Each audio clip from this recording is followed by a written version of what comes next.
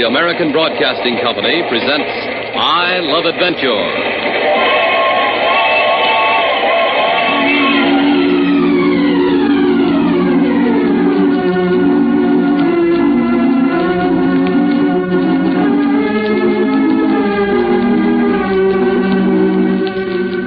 Incident number 9, The Girl in the Street.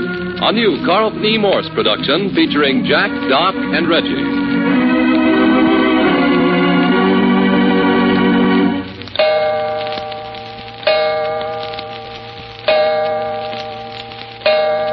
Just to keep the record straight, I'm Jack Packard. And the red-headed Texan seated there with his feet on the desk is Doc Long. It's 4 o'clock in the afternoon, the A1 Detective Agency, just off Hollywood Boulevard and one flight up.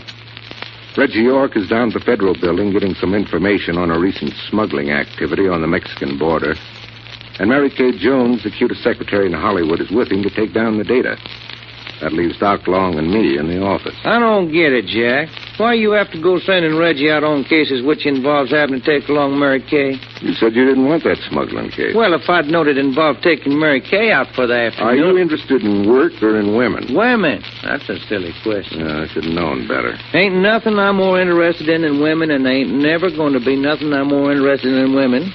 And I just wish there was more little old female women in the world for me to be interested in. You're wasting your time in the detective office. Oh, I am? If you're so all-fired interested in women... Ain't you forgetting Mary Kay Jones? Yeah.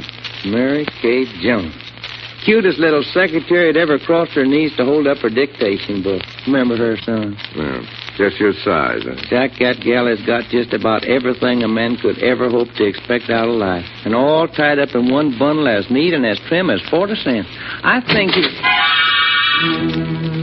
It was at that moment that Fred Locke entered the A1 office and started the wheels going on one of the most insane cases I ever had. It involved Mrs. John Fraser from the very beginning. Mrs. John Fraser, better known as Satin. That she wasn't killed at once is...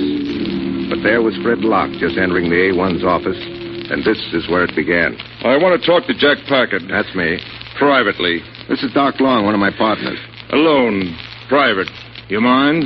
Well, yeah, sport, we mind a lot. Look, you two, take a gan at this paper. Here, feast your eyes on it. Oh, that's it. Excuse me for being alive. Go ahead, you two. Talk just as darn private as you want to. Come on. Go ahead. All right, so you're a federal man. What's the pitch? The government wants a case broken fast.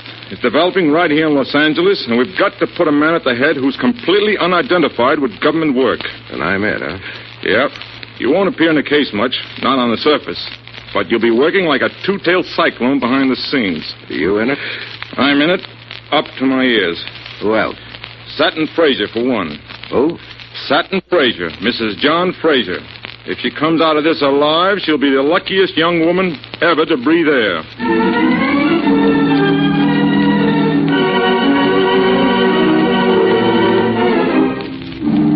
Here I am, Satin Fraser, Mrs. Johnny Fraser, standing in the evening fog on the street corner at Muir Field in Rossmore. A June evening with the sea fog hanging among the newly leafed out trees like gray smoke, and circling around the dim street lamps like moist, glistening halos. I was all alone on the corner, just standing there, so that the headlights of the occasional traffic spotlighted me with sudden brilliance. Just now, 2 15- or 16-year-old bobby soxes joined me on the corner. Their white shoes and socks looked cheap and dingy under the street light, and their bare ankles glistened. Their white peekaboo waists give them a naughty girl and glad of it feeling. And here comes a car. Hi, mousemate. Going our way? Maybe. Which way you going? You hear that, Jim? She wants to know which way we're going. Come on, climb in. Okay. Come on, Julia. We'll open the door, stupid. Here, you two girls, don't do that. Why? Do you know these boys? What business is it of yours? Sure, Grandma. What a big nose you got. Well, come on, open the door. Door don't work. Come on, Julia. I'll pull you up over. Up you go. Hey, you got a lot of girl under that kimono. All right, sweetheart, you're next. Hey, go easy. I'm the only daughter my mother's got. Up you come. Nothing to you but a handful of feathers. Give her the gun, Jim.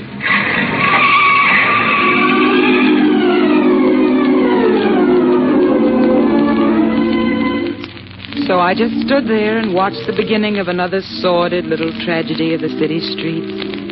Foolish, ignorant, tawdry little butterflies. Don't think I'm a moralist. I'm not.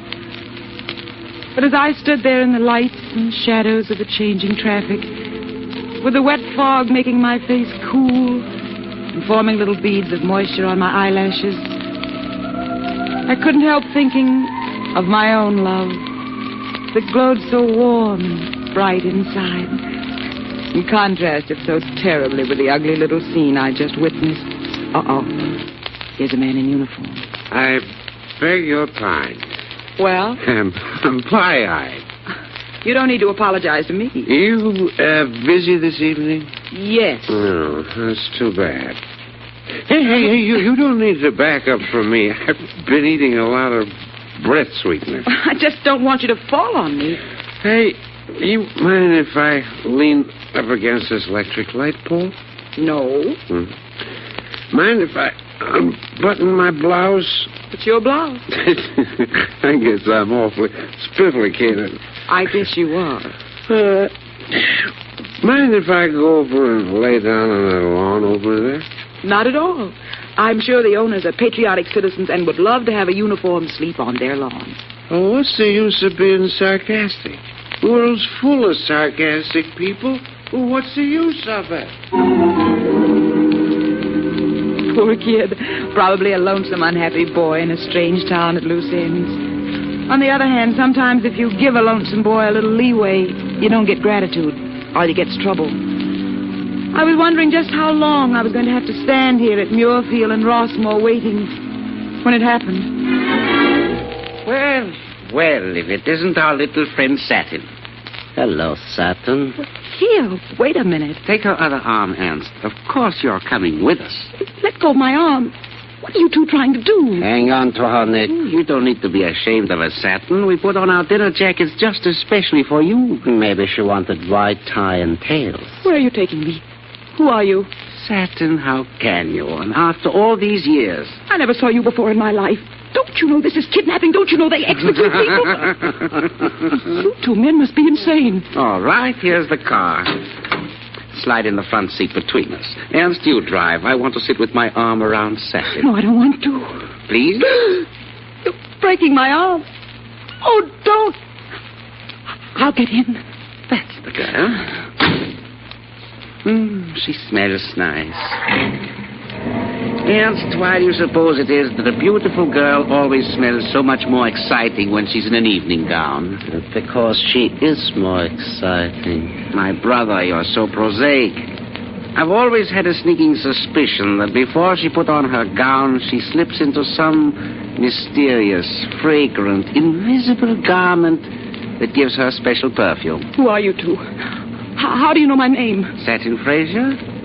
Why, we've known Satin Fraser since she was a little girl, with skinned knees, and a missing tooth right in front, and pigtails down to her waist, and freckles on her nose, when it wasn't sunburned. Who are you? Who are you? Either you must be crazy or I am. That's Ernst Gorman at the wheel? Don't let her fool you, Nick.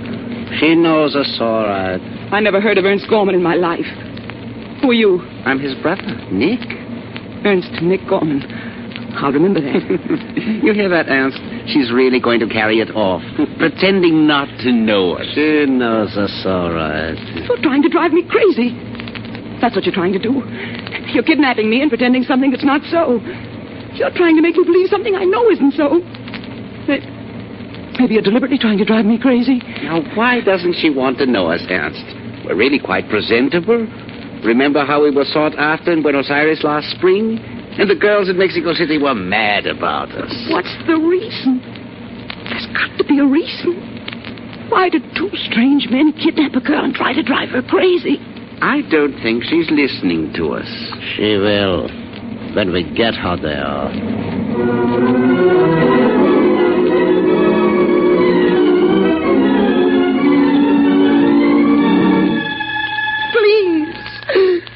hurting my arm. I'm afraid we can't trust you, Satin. Did you notice her trying to communicate with a clerk as we came through the lobby? Yeah, I've got the key. I'll kill you if you don't stop hurting me. Let go of my wrist. Right down the hall here. And that wicked attempt to attract the attention of the elevator operator. Utterly vicious. You torture animals and love it. Watch it, Nick. You don't make her yell before we get in the apartment. Oh, she won't yell, will you, Satin? Get the door open. Women and children first. That's it. Now you can have your wrist all to yourself. If you haven't torn the ligaments loose. The same little crybaby as always, huh, Satin? Look around. Look at the apartment. Now do you know where you are? And who Ernst and Nick Gorman are? Of course. It's my own apartment. How did you get a key to it? Ernst, tell her. How did you get a key to Satin's apartment? Although she didn't know. I don't like the way you said that. Oh, come on, Satin. You're not going to tell me I wasn't here in this apartment last evening. You were not? Then where did I get this key? I don't know. Don't you have a convenient memory? No. I'm very broad-minded. You don't need to cover up with me. If you gave Ernst a key to your apartment... What are you people trying to do to me? What is this horrible business? Do you deny that you flew into San Francisco from Tokyo last Friday? No. That you left a husband in the military diplomatic service behind in Tokyo? No. That you came to Los Angeles on the lark on Sunday and reopened this apartment here in Beverly Hills Monday? Yes, I did that. Then give us the letter. Letter? The letter your husband sent home with you. The letter we are supposed to have. Letter? Yes, the letter. It's our letter. Your husband meant for us to have it. No.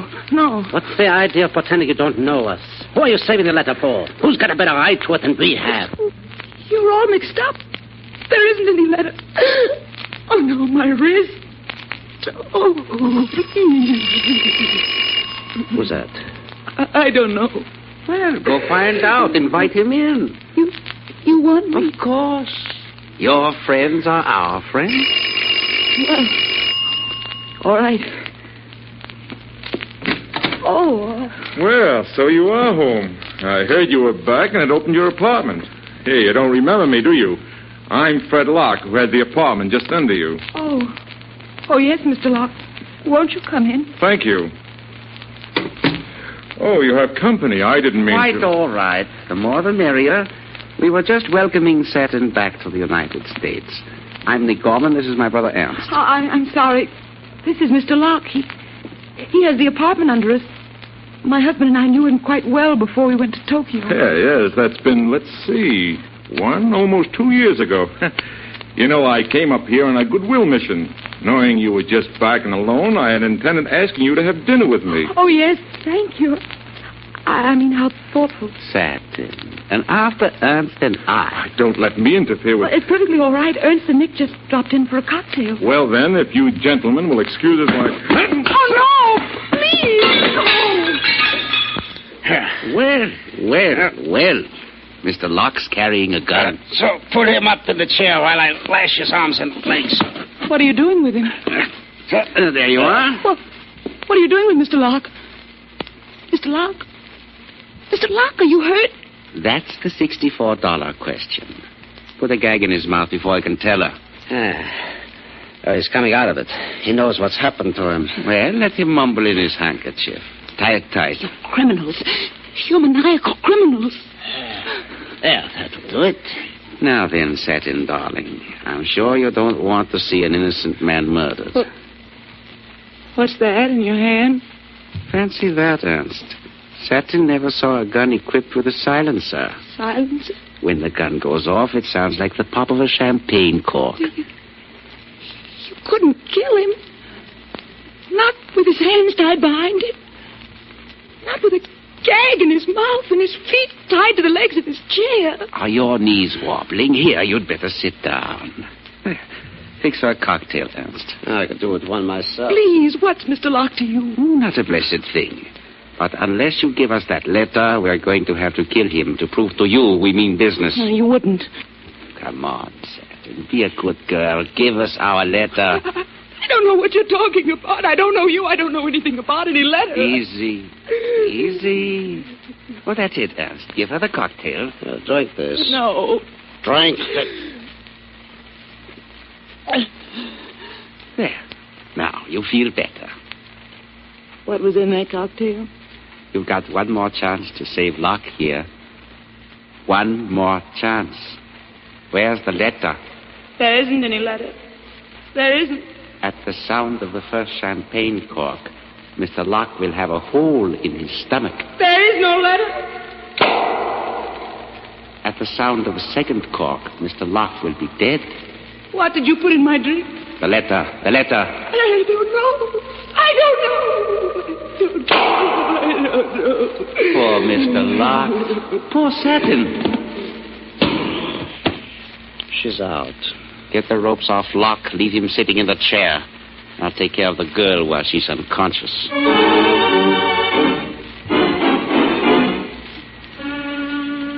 I knew from the moment I began dreaming that it was all a dream. And if only I could wake up, everything would be all right. I was back in Tokyo saying goodbye to my love, to Johnny, to Captain John Fraser of the Occupational and Reconstruction Force. Johnny was sending me back to the United States in my dream, just as he actually did only a week ago. Here we are out at the Royal National Airport outside of Tokyo. There's the same giant DC-6 that brought me so swiftly, so gloriously back across the Pacific. And there's Captain Johnny holding me in his arms. Oh, Johnny. Oh, Johnny. It's only a dream. I know you're still in Tokyo, and I'm back in Beverly Hills, California. But before I wake up, before I stop dreaming, tell me about the letter. You didn't give me a letter, did you? There isn't any letter, is there? Why do they keep asking me for a letter? What letter? Johnny, what letter? What letter, Johnny? Mrs. Fraser, wake up. I'm in charge of the apartments on this floor, and when I seen Mrs. Fraser's hall door standing open, naturally I looked in. When I seen the dead man, Mrs. Fraser, wake up. Naturally I called the police. Joe, take that woman out. Now look, I'm in charge of this floor. Come on, sister. And if Mrs. Fraser's got drunk and shot that man... Joe, get her out of here. And call an ambulance. Looks like this girl's doped herself. You Come on. You mean Mrs. Fraser shot the man and then tried to commit suicide? Mrs. Fraser, wake up. What is... Oh, a policeman. Here. Can you sit up in bed? A policeman? Yeah. Put this robe around you. Yeah. Yeah, wait till I fix a pillow behind you. What's a policeman doing in my apartment? Yeah. Now lean back. What are you doing here? Where there's a corpse, there's usually a policeman. Corpse. Then it wasn't a dream. They did kill Fred Locke. They? They shot Mr. Locke twice. They gave me poison to drink. Your breath smells more like scotch. That was poison, I tell you. The minute I swallowed it. The body. If you look over the edge of the bed... Oh, no. How long have you had a gun with a silencer? I haven't. There was one in your hand when I came in. What is it? What's happening to me? I think you'd better tell me. Naturally, anything you say may be used against you. But I don't know what it's all about. I only got home from Japan a few days ago. Japan? Yes. I was visiting my husband, Captain John Fraser. The next day after I opened my apartment here, Mr. Locke came to see me. That's the name of the dead man? Yes, Fred Locke. Mm-hmm. He's a member of the FBI. What? Yes. He said if I was patriotic and wanted to do a really important job for my country... Hey, Joe! Yeah? Call the Federals. Get them up here quick. Oh, something hot, huh? Hurry it up.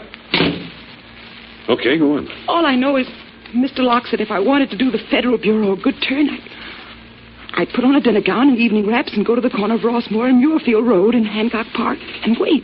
Yeah? Honestly. Any particular time? Between 9 and 10 on the evening of Wednesday the 19th. That was last night.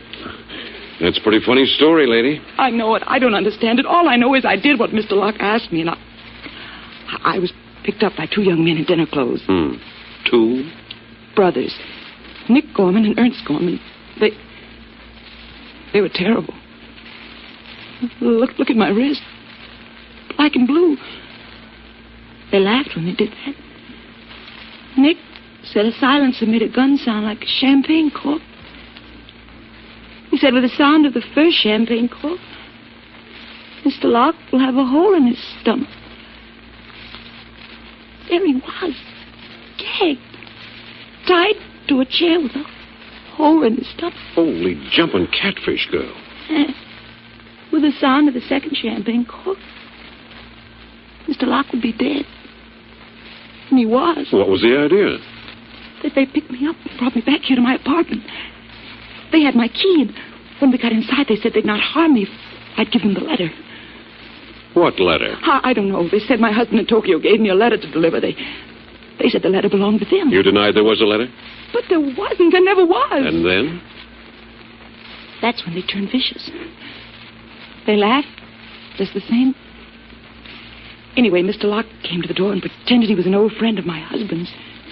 They jumped on him and tied him to a chair and said they'd kill him unless I gave up the letter. And you stood by and let him? But what could I do? Well, if I had a letter, There isn't any letter. There isn't. Don't you understand? There never was. Yeah? One of the boys from the FBI. Go ahead. I'm keeping an eye on the door till the district attorney's boys get here. Hello, Mr. Martin. I'm Jim Peters, homicide. Yeah, I remember you, Peters. This is Mrs. John Fraser. There's the body. Mm-hmm. Mrs. Fraser says it's what's left of Fred Locke, who told her he was a federal. Yeah, mind if I have a look under the sheet? No, go ahead. Anything the matter? It must be. Yeah? Yeah. First place, there's nobody in the apartment named Locke. Second place, I never laid eyes on a man under this sheet before. Well, Mrs. Fraser. But he said... Mrs. Fraser, you better climb out of bed and put on some duds. Duds? You don't want to go down to the station like you are, do you? You've got 5 minutes to get dressed. Don't try anything funny because every exit's guarded. You better step on it because I'm coming in 5 minutes, ready or not. And there I was, trying to scramble into my clothes and be decent by the time the officer opened the door again. Garter belt. Slip. Oh, it's the one that shows. No time to change. Shoes. Stockings last, just in case. The white waist. Brown wool skirt. I wonder if it's cold in jail. Oh, loose button. Do they let you sew buttons on Morning, Satin. You... How did you get in my bedroom? Aren't you going to say hello to Ernst, too? He's behind you. No. No, don't turn around. Stand just as you are. What are you trying to do to me? The police are right outside the door. All I have to do is All scream. you have to do is scream, and your head will be split wide open. You wouldn't. Want to see my little hatchet? What did I ever do to you, too? Look what you're doing to me. You kill a man before my eyes. You drug me and make it look like I did it. Don't look so woebegone, Satin. All we want is the letter. Letter. One more screech out of you like that, and I'll do more than put my hand over your mouth. Promise not to lift your voice? Yes. Take your hand away. Don't you understand? Please believe me. There isn't any letter. There never was a letter. Hold her hands. No. Yank them behind her. Oh, you devil. Why, you... I hate you. Careful, you don't black her eye. Might not look good on the corpse of a suicide. Suicide? We want that letter, and we want it now. Unless we get it, Satin Fraser is going to jump out of that bedroom window over there. Jump? Yes. It's 1 story down to a steep slate roof, then 9 stories to the pavement. Should be spectacular. Now, there just aren't any men like you. There can't be. Drop 1 story to the steep roof. A nice long roll down the slates, then out into space. Stop it. Satin Fraser. Suicide from bedroom window while police wait to take her in for questioning in murder. No. Where's the letter? No. Pick her up. I'll take her feet. No. Put her hand over her mouth. So. There she wiggles like a wet fish. I left the window open. Head first or feet first? Feet first. They always drop feet first. No. All right, now. So, When I say 3, 1, 2, 3.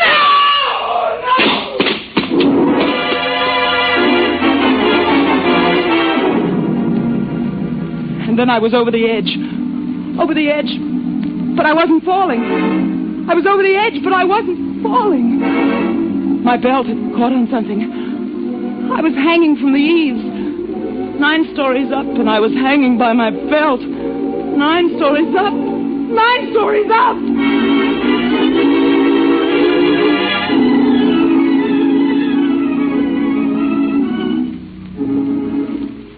I don't know you. You're in a private room in St. Mary's Hospital. You fainted while you were hanging up there, 9 stories. Oh. I'm sorry. It took the combined efforts of 2 fire department ladder companies to get you down. Your belt caught an iron vent pipe. You're a very lucky girl. I don't know you. I'm Jack Packard of the A1 Detective Agency, doing a job for the State Department. I have orders to say to you that your husband, Captain John Fraser, gave you a large bloodstone ring when you left Tokyo. I have orders to say that the stone is hollowed out, and inside is a letter photographed on microfilm. Bloodstone and microfilm are the key words. Why didn't you come sooner? Why didn't you come sooner? Because if I'd come any sooner, we wouldn't have caught Nick and Ernst Gorman. You caught them? Red-handed. And the rest of the gang who were working on you. There were others? You didn't think those 2 policemen were real, did you? Yes. Fakes. They thought you might give the letter to the first man in police uniform you met. But the FBI man who came in to identify Mr. Locke's body... Another of the gang. So was a woman who said she was the housekeeper. It was all set up to make you think you were safe so you'd give up the letter. I couldn't. Johnny said to guard it with my life. Johnny's got a very brave young woman for a wife. If he ever does this to you again... I don't know what's in the letter, but Johnny said we wouldn't want to live if its contents fell in wrong hands. Johnny was right. I'm sorry I can't tell you more. You deserve to know. I don't want to know. Why do they want to kill me? Killing me wouldn't get them the letter. It might have prevented us from getting it. You see, there were 2 parts to this business. 1, the delivery of the letter safely to us. 2, the capture of the Nick and Ernst Gorman gang under circumstances that would prove they were the traitors we knew them to be. That's why Fred Locke and I used you as bait. Then Mr. Locke was a federal man. And died. Yes. How did Nick and Ernst know to meet me on the corner of Rossmore and Mule? You tipped them off. You told them I had the letter? You were protected as long as Locke was alive, but when they put him out so ruthlessly, we did rather leave you out on a limb. Yes, 9 stories up. I'm afraid so. The minute I learned Locke was dead, we moved in. Here's the ring with the microfilm inside. It was on my finger all the time. Thank you. You should be very proud. I'm not. I'm just scared. I need Johnny. It's a pleasure to tell you that if you can wait 3 hours, you can have Johnny. But Johnny's in Tokyo. Johnny was in Tokyo. Because of courage beyond the call of duty, certain people in Washington decided you needed Johnny more than the Army of Occupation. Oh, I do. Yeah, the lucky dog.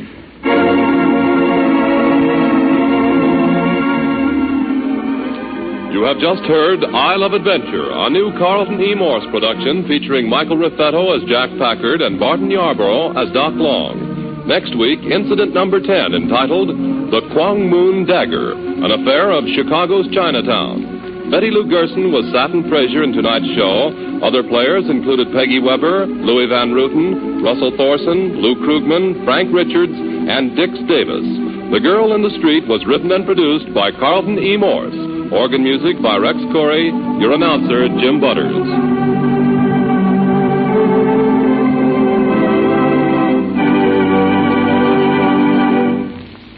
Now, a listening reminder.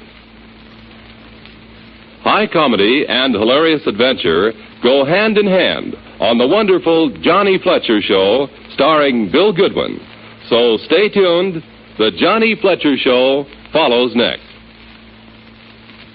This program was transcribed. This is ABC, the American Broadcasting Company.